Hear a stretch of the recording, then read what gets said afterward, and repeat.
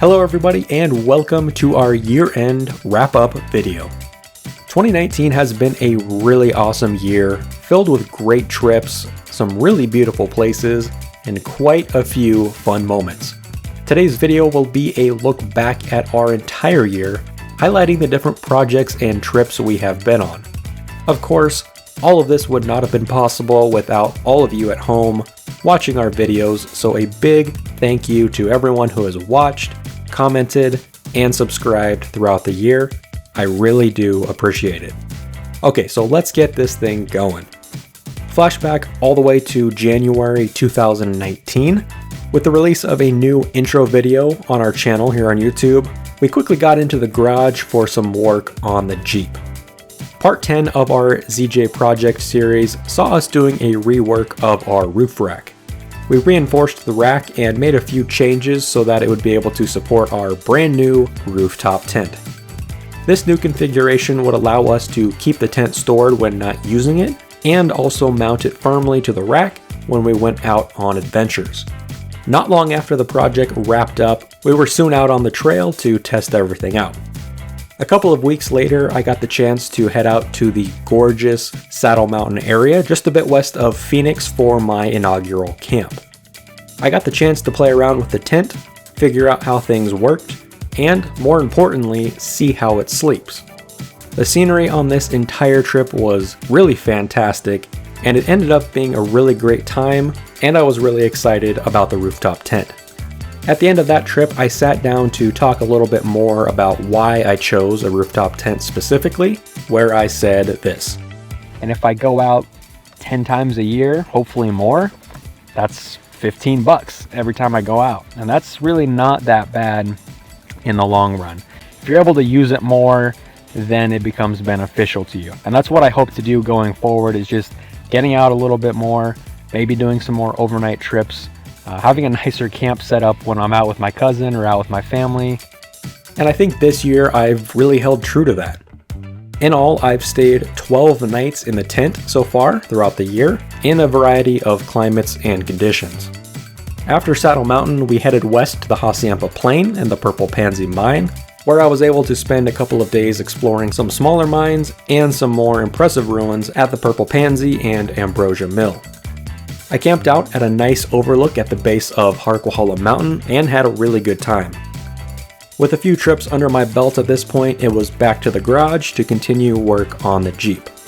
This time, we'd be installing a dual battery setup with an accessory box that would be used to house the air compressor and have a place to charge all of my tech during future trips. This was a really fun project, and my dad really knocked it out of the park with this install. It was soon back on the trail on our first ATV ride of the year, where we headed out on Agua Caliente Road to explore the Buckeye Copper Mine. While there weren't a ton of structures to look at this former copper camp, the views along the trail were really great. We enjoyed some rugged terrain around Woosley Peak before heading back around the mountain to our trailer. It wasn't long and I was back out in the same area to do a little additional exploring, but this time in my Jeep.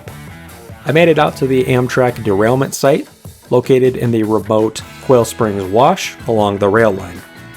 I later found an old railroad siding, complete with rail cars at the location of Harqua. It was then on to the Hargan Mine, which I found after traversing some lesser traveled and steep mining roads. The mine sits less than a mile away from the Buckeye Copper Mine, but it wasn't too much to look at. I made my way down and soon found a great place to camp, overlooking Woosley Peak and Wash. I had an enjoyable night before heading home the following day.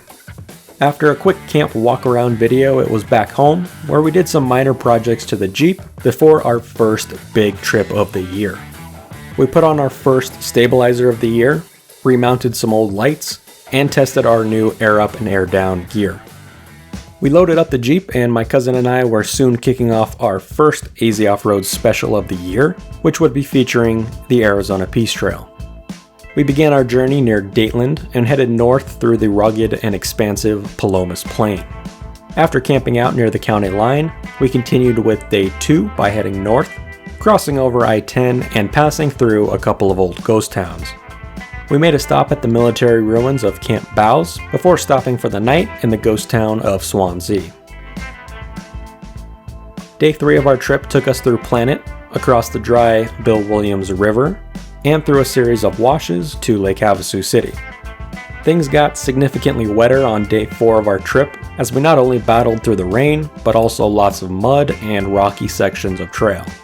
We stopped in Oatman for lunch before continuing east through the Black Mountains near Secret Pass, where we camped at an old mine on the last night of our trip.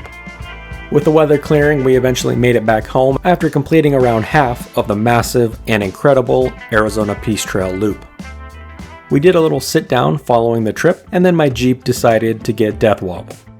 In this video, we talked about the symptoms and solutions, and ultimately ended up replacing a lot of the front steering and suspension related components.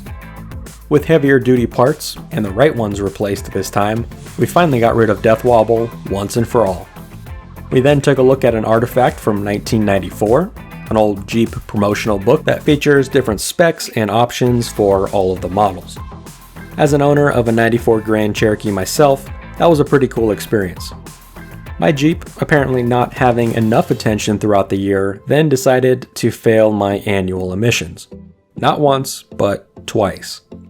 Due to mostly ignorance on our part, we eventually righted the wrong and after some routine maintenance, got things back to tip-top shape. From there it was back to the ATVs for a quick ride out to the Hummingbird Springs wilderness. We visited the site of the former Aguila microwave station, which isn't around anymore, and then headed for the Purple Pansy once more. Finally, it was off to the White Mountains on our second big trip of the year. I kicked off the trip by exploring an old asbestos mine in Regal Canyon from the air, before finding an epic place to camp on the rim of Salt River Canyon. I continued on the trail and highway up into the White Mountains where I visited lakes, old fire towers, and got to stay in some remarkable campsites. After some rougher trails, I ended up with a flat tire, which marked my first trail fix, before continuing along some scenic forest roads. I found an old homestead and a couple more great campsites before returning back home after the 6-day adventure. This trip by far had some of the best trails, campsites, and scenery from the entire year. This area really showed off just how diverse and incredible things can be here in Arizona.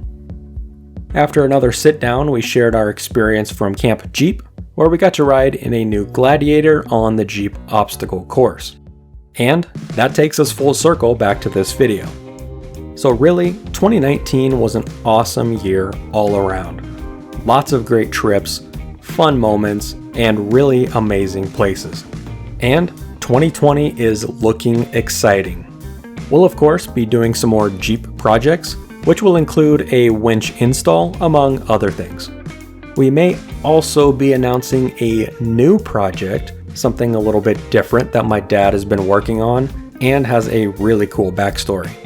And of course, we'll have all the usual day trips, weekend camping trips, in addition to our bigger specials featuring more of the long distance overland style trips to more of the great places around the state. Thank you so much for all the support throughout the year, and I look forward to sharing even more next year. We'll see you on the next one.